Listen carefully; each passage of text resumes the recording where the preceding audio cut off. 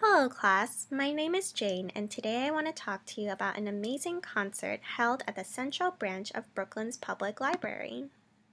Ta-da! As part of New York's Neighborhood Concert Series, which is hosting more than 50 free concerts in the 5 boroughs, the Hugo Wolf Quartet will be performing Beethoven's String Quartet in F Major, Opus 18, No. 1, and Johannes Brahms String Quartet No. 3 in B-flat Major, Opus 67. Now, before I talk about the specific pieces they played, I'd like to give some personal and historical context to enhance your understanding and enjoyment. We'll start with the ever-famous Ludwig van Beethoven. He was born in Bonn, Germany in 1770 and died in 1827. He established himself as a musician in his early 20s amidst the noblesse and studied music under an assortment of teachers, including Haydn in Vienna. In his late 20s, he began to lose his hearing and conversed with his friends via writing. Over 200 books filled with conversations between him and others still remain in existence, but their credibility has been questioned since it became known that one of Beethoven's acquaintances, Anton Schindler, may have tampered or destroyed some of them. Our textbook discusses the dual role of Beethoven in his straddling of 18th century classical style and 19th century romantic style. In technique, he was devoted to the principles of classical music, a characteristic attributed to the fact that he studied under classical composer Haydn. However, in his style and emotional flares, he was very romantic. The classical era, as we have studied, valued a very natural, simplistic style. However, at the same time, the classical era believed in pleasure, entertainment, and the pursuit of happiness, and this was manifested in the number of pleasing varieties and contrasts found in classical music. Unlike the very ornate, very stable Baroque melodies, classical music was more homophonic and more flexible in terms of dynamics, rhythms, and etc. Finally, classical music often utilized very distinct rests or cadences between different movements or phrases of music and had distinct transitions that led up to the new theme or section. The Romantic era was born out of the French Revolution and against the backdrop of industrialism. It was seen as a form of escapism for people who were presented every day with the cold, matter-of-fact machinery of the Industrial Revolution and the harsh living conditions that came with it. In music, they found a place for emotional expression, and music became more effusive, dramatic, and tumultuous during this time. Sustained climaxes were featured, as well as a thematic unitary nature, wherein new variations of the same theme were repeatedly reintroduced in a piece. This type of repetition is different from the variation forms that appeared in classical music, because the romantic themes are more fragmentary and appear more irregularly. Johannes Brahms was born a few years after Beethoven's death in Hamburg, Germany. He spent most of his career in Vienna and was known to be a great fan of Beethoven, Mozart, and Haydn. He collected their work and had a bust of Beethoven in his home that stood over him as he composed. He never married, but he had a very intimate relationship with composer Clara Schumann, who encouraged and supported him. Much of his early work and some of his later work were destroyed by Brahms, who was a perfectionist. Many people have declared Brahms a champion of classical music.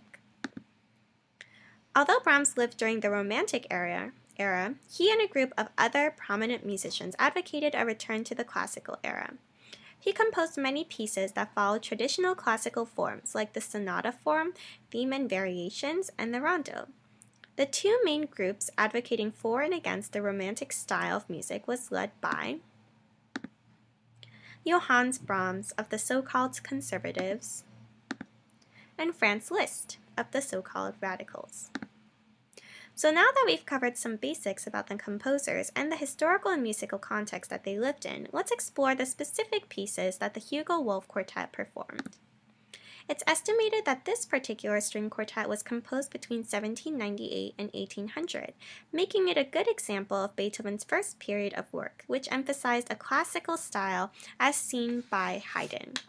We haven't talked much about this in class yet, but most musicians and historians have divided Beethoven's work into 3 periods of musical style. This string quartet is purely instrumental and has no lyrics. It showcases 2 violins, 1 cello, and 1 viola. There are 4 movements: Allegro con brio, Adagio affettuoso ed appassionato, Scherzo, Allegro molto, and Allegro. You may remember some of these terms as simple identifications of tempos from our textbook. What deserves particular attention is number 3. Although Beethoven, by and large, did use classical templates for his music, he veered away radically in one respect by replacing the standard minuet that appears in the 3rd movement with a scherzo, a very fast, rushing movement. So now let us listen to a quick clip of the 1st movement of this piece. I think you'll find that you can identify several quintessentially classical elements within it, and I will try to help you decipher them as well.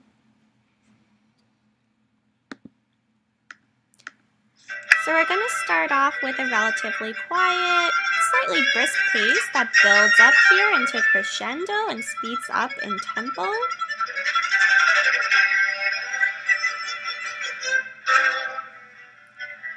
And then we get quiet again.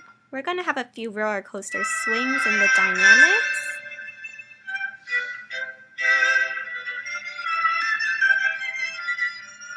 And then we come up to a very noticeable cadence where all the music halted, and now we're transitioning into a slightly different sort of melody. So from this 30-second clip, you can hear the flexibility in dynamics, rhythm, and tempo. Even though it was really short, there was a large variety of different melodies showcased, and you heard the distinct cadence stop and Beethoven's trademark urgency propelling the music to greater and greater heights.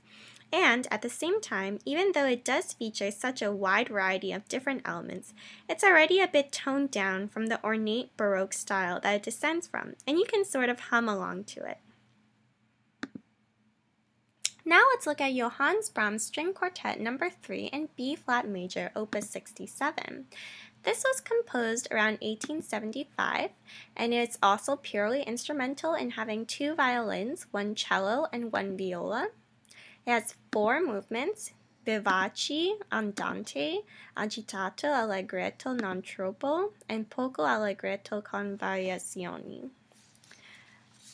Brahms dedicated this piece of work to Theodor Wilhelm Engelmann, who was actually somewhat of a scientist rather than a musician, although he was an amateur cellist, and he hosted Brahms once in Utrecht, and that's why Brahms dedicated this to him.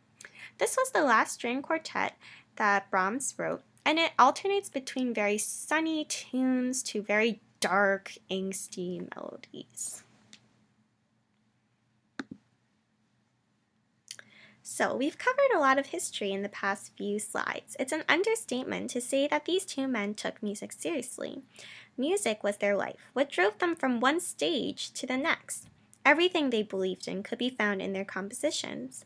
Brahms' fight for a return to classical roots was caused by more than personal preference. It involved his entire ideology of music and human behavior. Likewise, Beethoven's mingling of classic and romantic influences is revealing of his inner character and ideology as well. Throughout the ages, people have understood music to be an indicator of their style, emotional disposition, and more. Why do you think that is? I leave you with 2 more discussion questions to ponder. And I hope that you enjoyed this presentation. Thank you for listening.